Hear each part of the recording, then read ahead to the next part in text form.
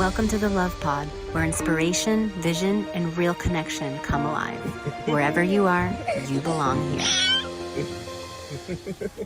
Welcome to the Love Pod, everyone. I am your host, Nathaniel. I'm so pleased to welcome a special guest today, Emma Collyer, who is a ICF certified coach, and we're going to be talking about some really important subject matter around feedback and having difficult conversations. And Emma, I've had such a kind of diverse career in social work, working in Indigenous wellness clinics, and this topic has been so important. I really appreciate that you are helping people with really practical strategic tools and how to have these really important conversations. I mean, it's to me, it's the heart of like what makes authentic relationships possible when we can be authentic and vulnerable with one another. And I really appreciate you coming on the show with a high level of coaching skills in this. So welcome to the show. Would you like to just introduce yourself and tell people a little bit more about you and what brings you here and what's your why behind doing this important work? Yeah, thanks for having me. I'm excited to be here today. Um, so I guess where I'm from England originally, so you can tell by my accent. And I got into coaching and then lastly into kind of more focused around communication because it was something that I struggled with. So 10, 15 years ago, I worked in England for a large government agency. I had the opportunity to be coached and found that whole process really transformational, very Mm, different to any kind of typical training programs that you might go through in an organization. And that really piqued my interest. mm, So I had the opportunity to start training to become a coach myself, and that started my journey. And I think at pivotal points in my career, I've really needed somebody else mm. to help guide me through conversations, approaches. Communication challenges come up all the time. Yeah. And this is where I've really kind of lent into that. And I just really enjoy being able to help people do the Mm. same. Yeah, that's what really it's all about, and I really do see the value in coaching. I mean, there's this sentiment that spoke a lot to me is like a jar can't see its own label, and sometimes we don't realize some of the subtlest things, and a really, you know, a coach that really fits you. I feel like there's all kinds of different coaches out there for different situations can really make that transformational piece happen more rapidly and more effectively. So I think that's awesome that you are specialized that. So you mentioned you're from UK, but we're also in the same province of Canada right now in Ontario. So we're both enduring the cold weather and the snow. Emma, what brings you from the UK to Canada, if you don't mind me asking? Yeah, for sure. It was my husband's job actually. He had an opportunity to come over here and run a business Okay. through part of the organisation, this global organisation he was part of. And so we decided in 2018 to have a look and see if we wanted to come here. And we took the plunge and we have two boys and they Oh. decided to embrace the adventure as well. So, and we've stayed. So that's kind of, that's our journey so far. Oh, that's wonderful. That's wonderful. Peterborough is a really beautiful area. I really, like we're facing all kinds of growth and challenges as a species now in terms of having some difficult conversations. We're seeing more and more happening in public. We've had a lot of guests talk about like emergent technologies. We've seen such, I mean, you came at an interesting time before the world closed down, and we've seen all this emergence of the need to have probably more of these conversations that are rooted in authentic feedback because there's been more of a polarization in not only like worldwide and large groups of people, but also in families, right? Like a lot of people have taken more strong lines in terms of opinion. So how have you seen your work transform through this process? Because I feel like more called for now than ever. Yeah, it's great point. And I think what I've heard here all the time is that people really struggle to communicate as effectively as maybe they once did. And I Mm, think COVID had a big impact, and we're still seeing that right now. And so there's a huge hesitation in having difficult conversations because people don't know how to do it. They're really nervous about doing the wrong thing and upsetting mhm, people. mhm, And that extends beyond work to home life as well. So I think for me, people really wanting that support so they mhm, can make those connection's really valuable, and they're not having kind of missteps along the way. Hmm. I think there is a challenge there for sure around communication. And do you think that that is probably the main pattern that you've seen is that concern about like hurting or maybe damaging a relationship that prevents people from speaking authentically in those situations? Because I feel like that's an important, thing to discuss and probably comes up a lot in your work is getting over that kind of internal block to shine or to speak your truth. So what's the best way that people you find in general, find to take that leap, or is it super individualized? Yeah, I think that block comes up all the time, and it is the main hurdle people face when they're thinking about feedback. Hmm. And what I talk to people about is, try and switch that lens then, because you're not providing that feedback or guidance, particularly in a work setting, you're not allowing that person to grow and develop. So you're Hmm. actually holding them back. So if you go with that lens, it changes the kind of the way you perceive that Yeah. conversation as this is a helping conversation. Hmm. And if you're doing it in the right way, it's going to be really valuable to that individual. It switches something and they're like, oh, okay, now I can find the courage to do Hmm. that. Before it was felt as a very negative thing and Hmm. damaging, as you said, to the relationship. So they just don't want to go there. Well, it really allows the opening of a door to have a deeper conversation, and I really feel like in these times where there is more polarity, it's more important that we talk more than less, right? So even just having the courage to just open the door and say like, "Hey, I have some feedback for you," or however you feel called to do it. Now, it is kind of I don't know if a paradox is the right word. Sometimes we think we're going to hurt somebody, but there's a relief that comes when you finally open the door to just telling someone, what's really going on and how you've been affected by someone. What are some of the transformations that you've seen working with people? And because this is a skill that can carry someone for their whole life once they have kind of developed that as a muscle, right? Yeah, for sure. I think the main piece I see is just confidence. Mm-hmm. Confidence in somebody's ability to lead others, to support others, and to do it effectively, authentically to themselves as well, because we all have our own choice of language and how we communicate with people. Being able to do that and seeing, okay, that's helped my team, I can continue to do that. Yeah. And it's a two-way conversation. If you're doing this well, you're asking for feedback from the other Hmm. person. You say, Hmm. hey, how can I support you?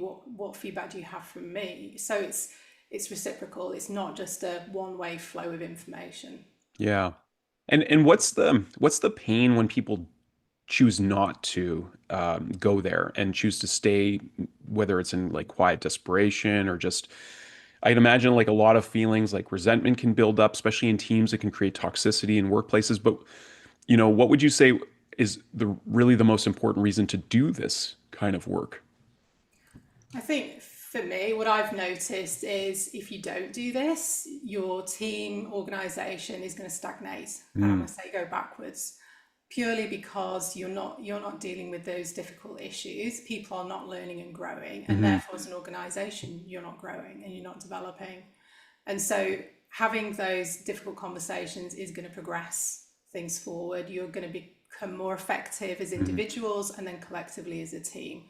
And as a consequence, your interactions are going to be far more effective with your customers, your clients. So there's a knock-on effect, which initially is like hard to see, but once you start seeing that happen across organizations, it's Hmm. huge. So I think it's like, don't underestimate how powerful that can be.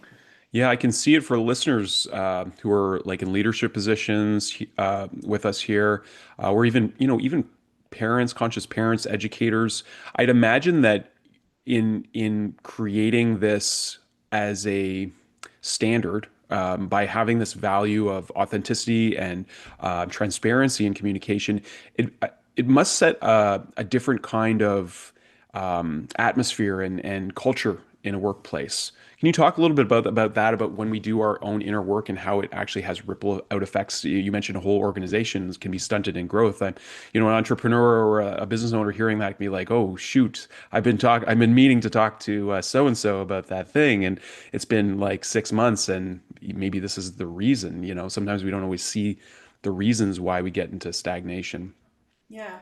I think there's a couple of different pieces there for sure. I think, leaders have a duty to kind of step up and show some of that vulnerability Hmm. and explain, some of the context behind decisions or Hmm. context behind providing feedback and why it's important. There's the intention behind it is a lot of how that impact is then felt. My intention is to help you. My intention is to ensure this project goes really well. I want you to succeed on this.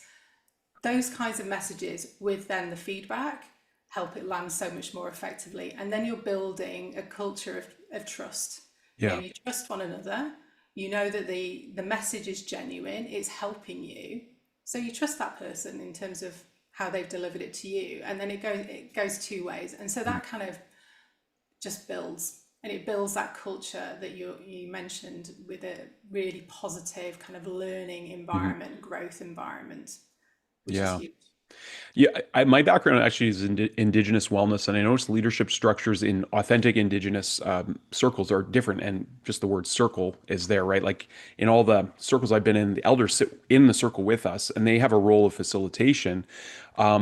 But how someone is addressed can be different in certain circumstances. Usually, instead of like addressing someone publicly in front of people, it's more like done privately. And so how do you adapt in different environments, like the companies that you deal with, the individuals you deal with, they already have an established culture. So how important is it to have those nuances in the kind of work that you do, Emma, to have that sensitivity of like how to navigate different contexts, or is there more universal kind of principles that you operate from?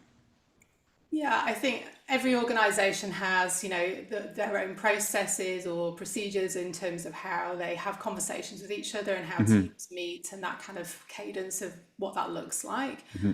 But when we're talking about feedback in particular, if we're talking about constructive feedback for somebody, my recommendation is always to do that in private. You don't want to have that kind of conversation in a team setting. It's Hmm. going to be really uncomfortable for the receiver and probably everybody else listening to that. Yeah. So always have those conversations in private. Hmm. If you're praising someone, yes, that can be done in a more public setting, in a team setting, and in private also. But the constructive always needs to be done in private, just one on one. So that's something I talk about, and then it goes into, thinking about your location. Where are you going to have that conversation? Is it in a private meeting room or going for a coffee with somebody? What does that Hmm. look like? And there's lots of other nuances with that, but certainly the location and that kind of privacy element is key to it. Yeah, I agree. And I see the results of that kind of public scrutiny with, cases that are more socially open. Like we've seen court cases now done in public, and I feel like it creates a toxicity of culture when we're like putting a microscope on people's faults or areas that they could improve on. So I think what you're saying is really important, having that discernment. And you talk about trust, Emma. We're in an era where AI and all these things are creating a lot of concerns and questions for people. Some people are super excited about the possibilities of it, and I see from both ends where there's a lot of validity. But in terms of that authentic relationship building, I feel like trust and genuine human, the essence of who we are as social organisms is so much more important than ever. Have you noticed any changes and trends with like businesses or leaders reaching out to you because of the dynamics and changing with these new technologies that are emerging? I think the one area I hear all the time, even now, is the kind of remote working and the challenges that presents with Mm. the length of time then it takes to build trust. You haven't got those opportunities to meet around the water cooler or having a coffee or whatever you Yeah. would normally do in an office Yeah. setting. So that takes a lot more effort to Yeah. build those connections now, because we Mm. have a lot of hybrid working, still a lot of organizations that work remotely. And so that piece is the one that comes up a lot in conversations. How do I do this? How do I build it? I'm finding this difficult. And so there's a piece around scheduling time in to have those important conversations Mm. where you might have done them more casually in an office. Yeah. Yeah, I mean, that's so important. There's so many things that, being more on screens has, I feel like, challenged our species. One of the things that I came across, like on a biological level, are compared to other, beings in our world, we have celluras, and you can tell where someone is looking when you're having a direct conversation. But now on screens, I mean, you can't tell if I'm looking right at the camera, if I'm looking at you, if I'm reading an email. So it's made those barriers of communication a lot more difficult.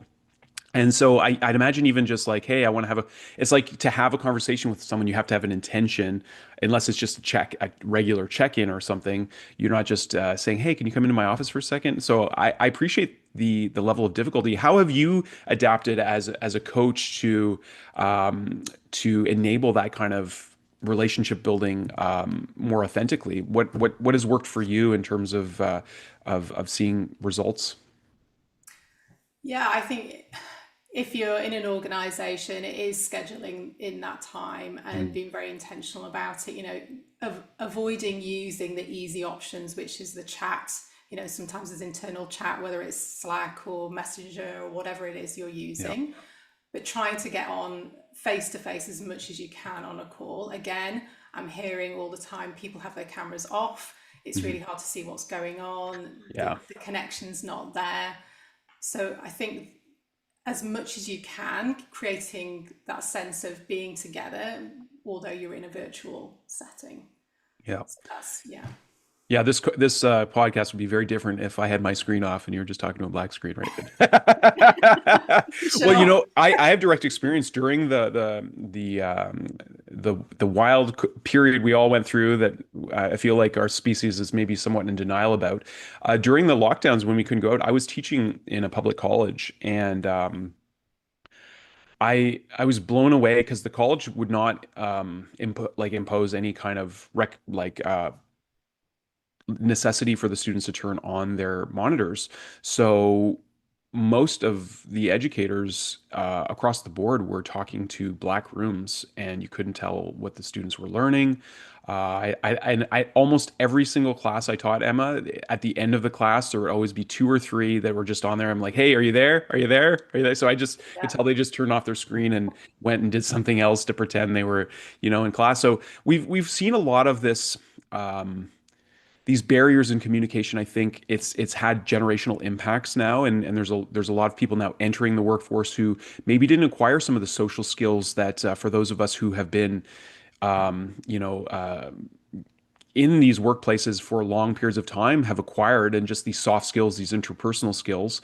What do you think are the best ways that we can course correct that?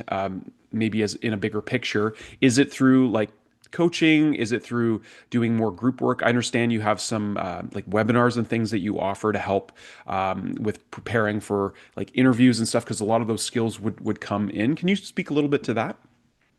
Yeah, I think the group setting is absolutely key Hmm. and learning from each other. I've noticed that through some of the group sessions that I've done, is just hearing people having similar challenges helps to build, and I'm sure you've seen that as well through education. That's a real key learning area.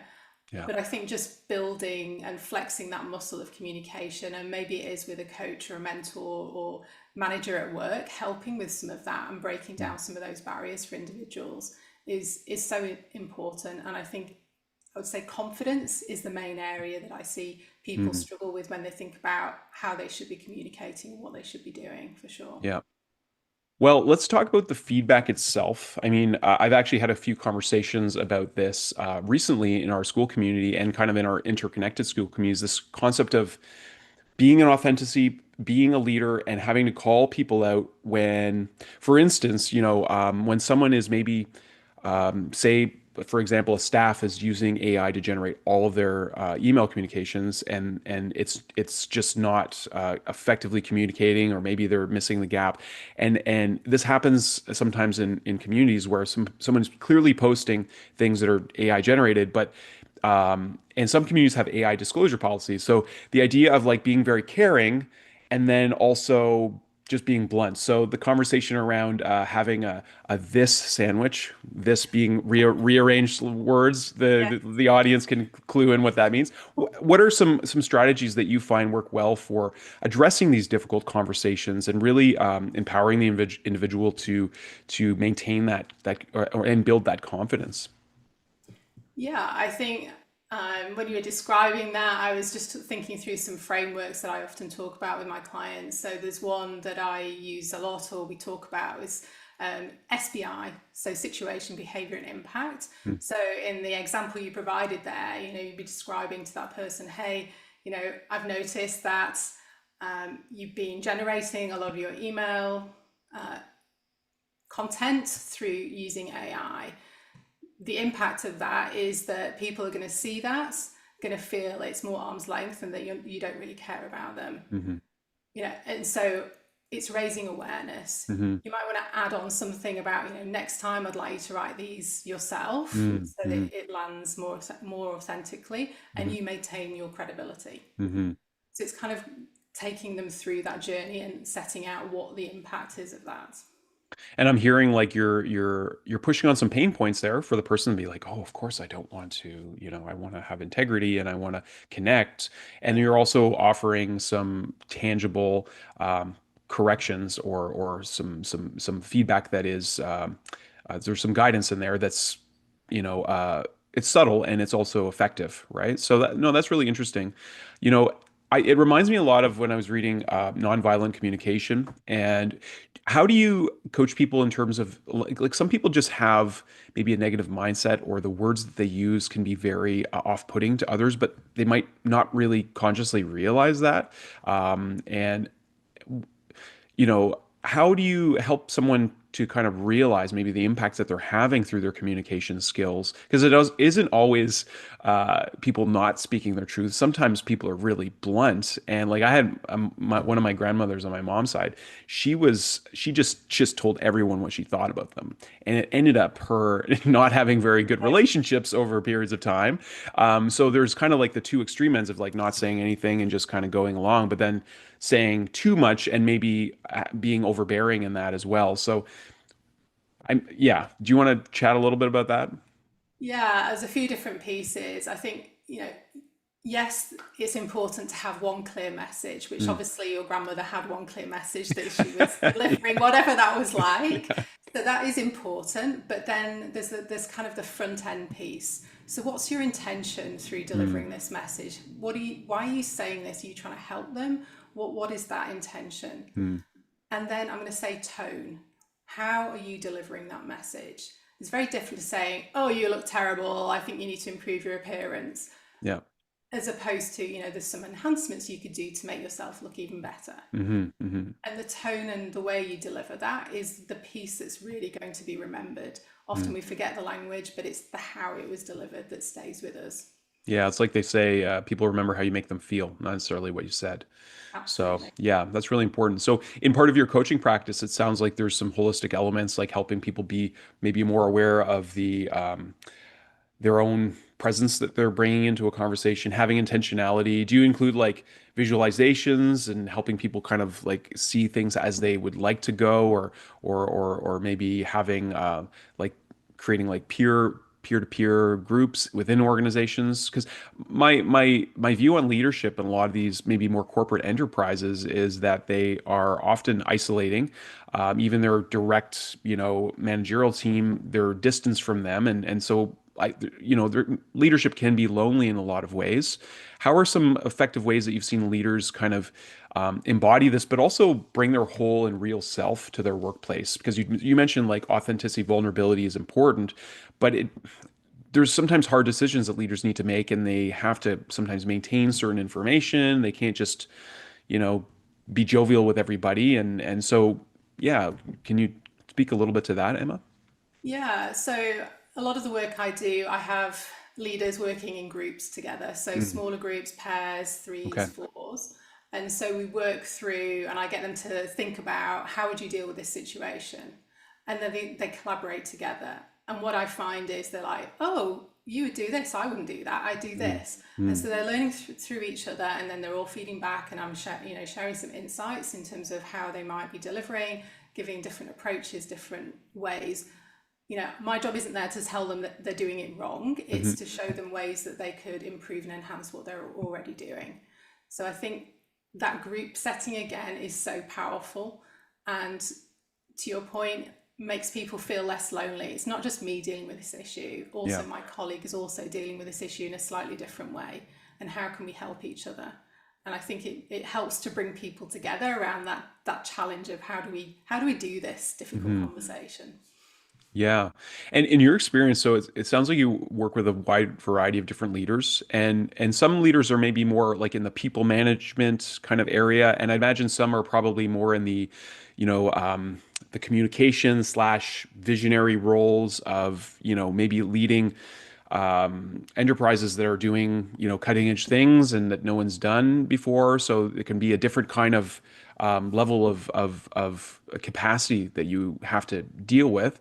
Do you have any like inspired stories or things that you can share and seeing like maybe how helping one leader in an organization transform their own style of communication and how that's helped like shift a whole organization as a result?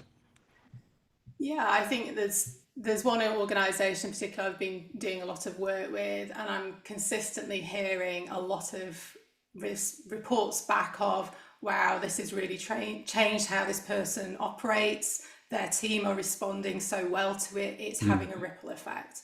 And I hear that message over and over again in different ways. Mm, And it may be, oh, this person was really struggling, now they're thriving, and beautiful. it's having a knock-on effect.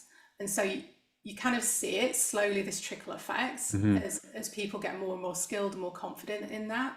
And then leadership and management are noticing the changes across the board as well. So huge changes.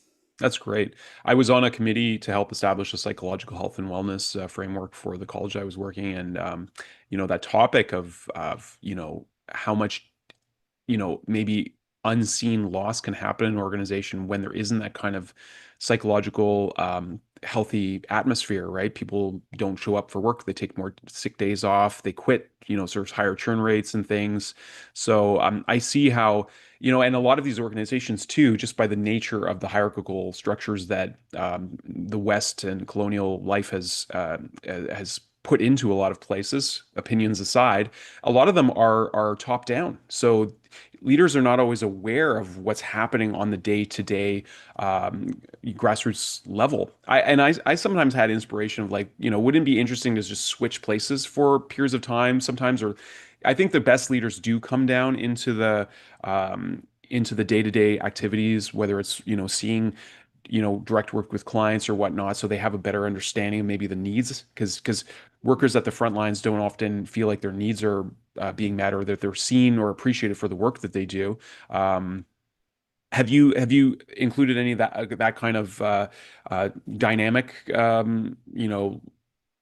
capacity building in organizations? Have you noticed any like big shifts to have more like, I mean, we all have heard some of the more like corporate shifts and like diversity and inclusion and all that stuff, but I don't always feel like it's diversity of thought and inclusion in ways that maybe are about the structures of organizations, more external things. So yeah, just curious. Yeah, I guess I'm just reflecting. I'm working with a couple of organisations right now who they're fantastic organisations. They have amazing leadership, and they know that they're working for their teams. Beautiful. So they're going out and engaging and saying, hey, what do you need? What resources do you need? And so they're looking for that feedback, Mm. and they're doing something with it. So it's not just a what do you need? Thanks. We don't move with that. Yeah. They're actually taking action, because we've all been there. It's like, well, I've given you this feedback. Yeah. Tick. Yeah, nothing We did the changed. survey. We did Yeah, it. absolutely. So, but they're doing something with it, and Okay. that builds credibility, loyalty. And sure, things are difficult across a lot of companies right now. But if you're building in that trust across all levels because you're doing what you say you were going to do, Hmm. it's huge. And so, to your point, you're going to get less turnover. It's just going to make things a lot easier generally within the Yeah. organization.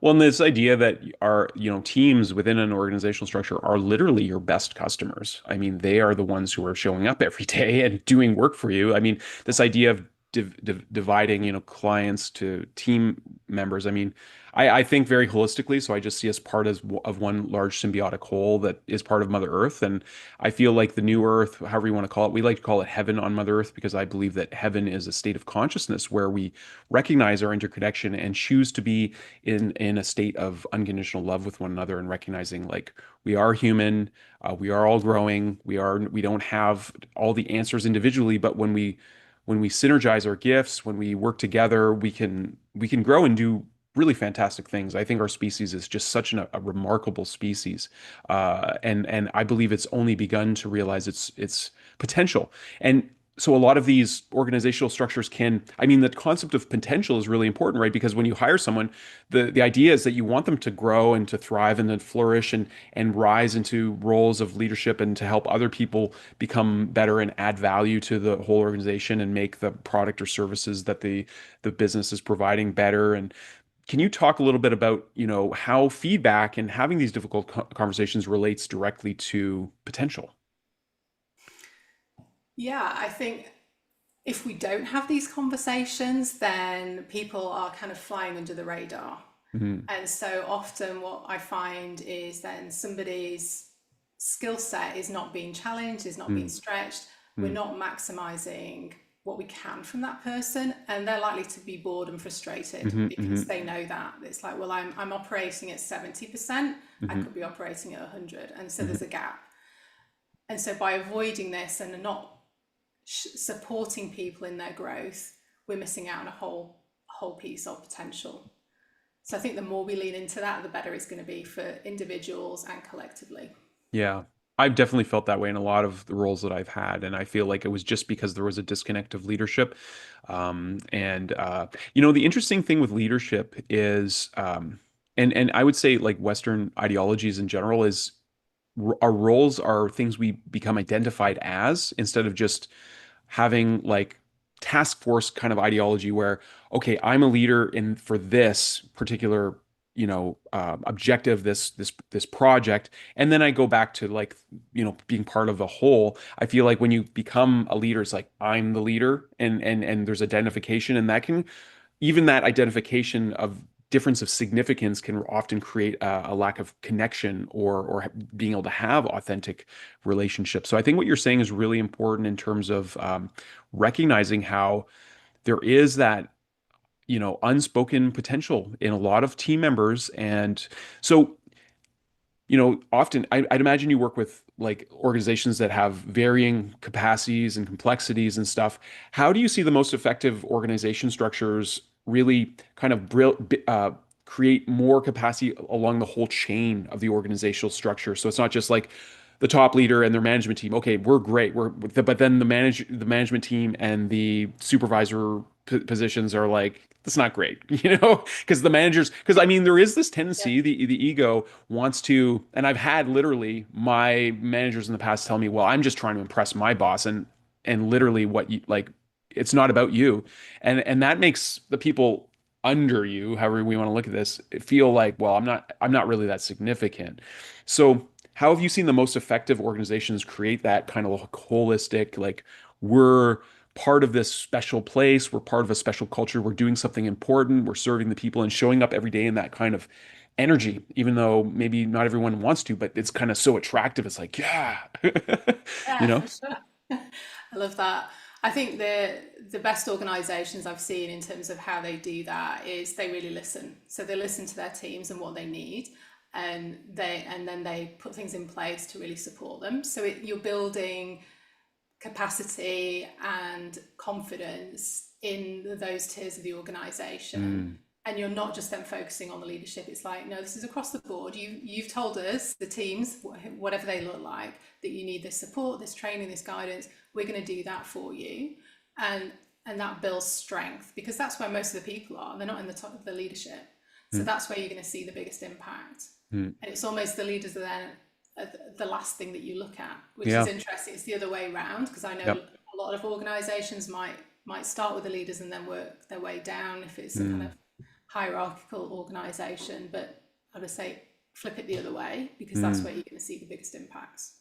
That actually is very much in alignment with a lot of indigenous perspectives I've heard. Even this concept of humans, we're presented this role of human as our species. We're taught in our institutions that we're the most dominant species, but the indigenous frameworks are completely opposite of that. In all the ones that I've been exposed to, anyways, it's like we are actually the most dependent species because if anything happens to the four-leggeds or the winged ones or the crawlers or the swimmers or the plant people or the rock, like if anything happens to those, we're doomed. And we've seen it even just, you're originally from close to the Manchester area. We were talking about bees before we came on the show. We've seen this topic, like if the bees, if they are damaged in a way that they cannot pollinate our fruits and stuff, like we're pretty much doomed as a species because we rely on so many other things to be well. So I see us more as stewards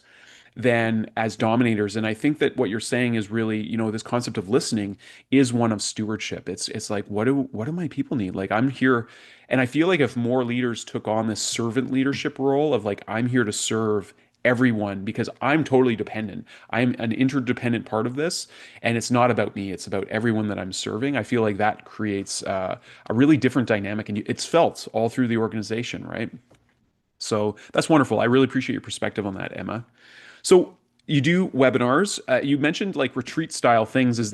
Are you hired specifically to do that kind of work, or do you organize your own retreats where leaders can kind of sign up and have more of these multidisciplinary experiences that are, maybe out of their regular places of operation?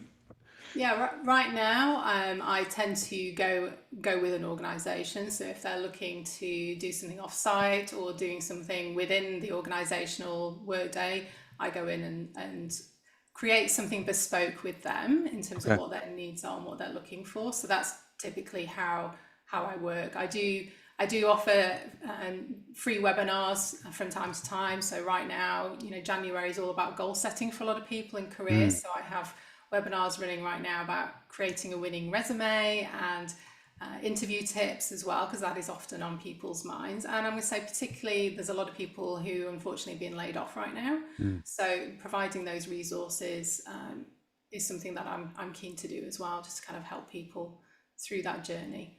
So yeah. So on this topic of like shifting times, I mean, this is the talk of the times, right? A lot of we mentioned a little bit like AI, but also changing dynamics. I do believe that all changes create new opportunities as well. What is your higher vision for our world as we're kind of going through all these transitory times? You have a unique position working with leaders directly, seeing organizations shift and change. What do you wish to see happen with all these changes, and where would you like to see us headed, Emma? Well, that's a big question. I ask big questions. That's what this it's called Lightheart Vision. It's about a higher vision for our world. You Yeah. knew. Yeah, I guess again, I'm leaning into the communication piece. I Mm, think this comes up so much, and I would like to think we get better at that, and we yeah. get better at being connected with each other. I think with AI, there's almost more of an arm's length piece Yeah. there, which it's a useful tool. I use it for different Sure. things, but I think they then just provide an even more of a disconnect for a lot of people. And I think, how do Yeah. we bring that back? And I'm seeing more and more, people wanting in-person events, Hmm. connection, opportunity to talk to each other, see each other in person. Yeah. I think that's where we are going, and Hmm. I embrace that because I think that's where I love to be as well. Yeah, I agree. Well, I mentioned our school community a little bit. One thing I love about school, to me, it's totally changed the game. I'm not employed by school or anything, but I like to think of myself as an unofficial school ambassador because it's the only platform I've ever been on, Emma, where there's no ads and all I see is authentic engagement, like people. And what's unique about school is they are reinventing the IRLs is called, right? In-person real life events. They're reinventing them because people are now connecting with one another through interests. So if you're interested in pickleball or you're interested in calligraphy, well, you can join a community. A lot of them are free, some of them are paid. It's a huge diversity. But then what's cool is every community has maps, and you can see, like in our community, there's people all over the world who have, I've interacted with in other places. They've come and joined us, and you can see a map of where people are. So if you're traveling somewhere, it can be like you can reach out to these people, like, hey, I'm going to be in your area. I'd like to do an event and stuff. So I agree with you. I think that there's a hunger and a thirst for authentic, genuine connection. And as much as AI is going to alleviate a lot of the challenges in our life, in terms of like automating processes in the background, not needing to have these huge teams, which does lead to layoffs and things, right? It's like a double-edged sword, but it allows like individual entrepreneurs to do way more and leverage their time way more. So there's all these dynamics playing out. But I also I like to think a lot about how language is so important in terms of how we co-create our reality. And when you've mentioned communication so much, to me that's like the root etymology of community is those two words, is communication and unity. And when we can talk more about, I think what interconnects us and what makes us similar. Of course, we have the beautiful diversity of our own unique gifts, our cultural expressions, our spiritual perspectives, and all these things. But at the end of the day, being a human is we have they manifest in different ways in terms of like happiness to me might be like just moments with my daughter and enjoying like meals with family and traveling, or some people that I need to have the flying the private jet to be happy or whatever. It looks different, in our belief structure, but in our blueprints. But like, what do you when I'm talking about these things and you're seeing, because organizations essentially at the end of the day, you want them to feel like a community, like a family, like there's that interconnection. What do you think are the most important things for people to talk about? Because there's the difficult conversations, but then there's the nurturing of relationships as a whole. And where do you see, like, again, kind of the best practices in terms of, because I've been in organizations that are like so process oriented, and every time you talk to someone, it's just about like, this logistical thing. Who do you like? What are the best leaders doing in terms of building those communication gaps every day with their people beyond the hard talks? Yeah, I think you touched on it there. So they're having bigger conversations. So it's not about, so how are we getting on this project? It's so, what are you excited about? What are you finding challenging right now? What do you want to be working on for the next 12 months? It's having much bigger quality conversations that is very personal to that individual and is unique to them. And so it isn't just about ticking a box and going, okay, we've had that performance review. Yeah, It's a much bigger piece, for I hear sure. you. I hear you. Yeah. So, well, I really appreciate all that you've brought onto the show in terms of some broadening perspectives and how important leadership is, and how important it is to bridge these gaps that can happen when the unspoken is happening, and how it can really fester and create unhealthy relationship kind of structures in an organization. So Emma, I'm curious. I love to ask guests this, because I feel like we all have a unique purpose in our life, whatever our beliefs are. I feel like no one can replace our presence, our gifts, and our why we came here. And so I'm wondering, if you had a megaphone and you could talk to everyone in the world and everyone could listen to you, what would you say? Another big question. Yeah. Oh my gosh, yes. Yeah. Many things, but I think I would say don't be scared. Mm, Have those difficult conversations. There are tools and approaches. I have some resources that I can share as mm, well about how to do that, but don't avoid them. mm. Tackle them, because if you avoid it, it's going to get far worse, far Yeah. much worse down the road, and it'll become a much bigger issue. So be brave, Mm, have those conversations, and just build that confidence and skill. mm. Yeah, you never know what doors those conversations are going to open when you start having them, right? I mean, maybe you'll realize that someone really wants to be working on this project that might change the whole structure, or yeah, I think it's really valuable. And we kind of do live in a time where a lot of people like to avoid hard conversations, that are important, and I think that only true respect will come out when someone has that, like you said, that intention to really genuinely want to know somebody, or to be of service. That comes across, and even if it takes courage, it opens the door for that person to shine their light a little brighter, and realize it's okay to talk, because there's a lot of people who do hide back. So that's awesome, and I really appreciate your leadership skills yourself, Emma.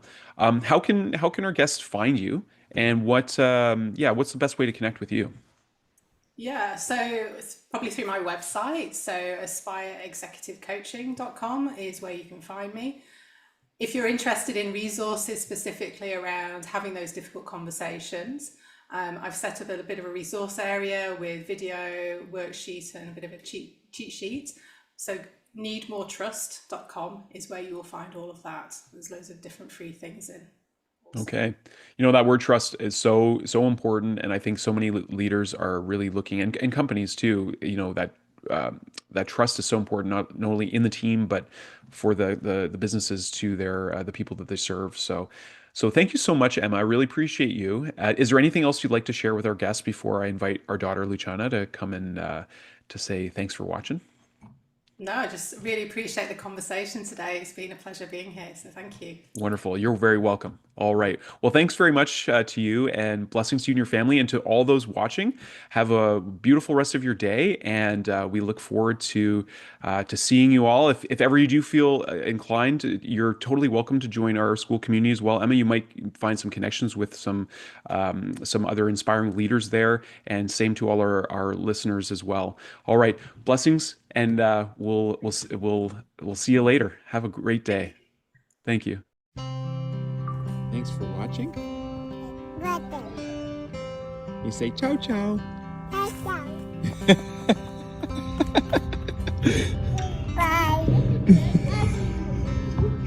I love you so much.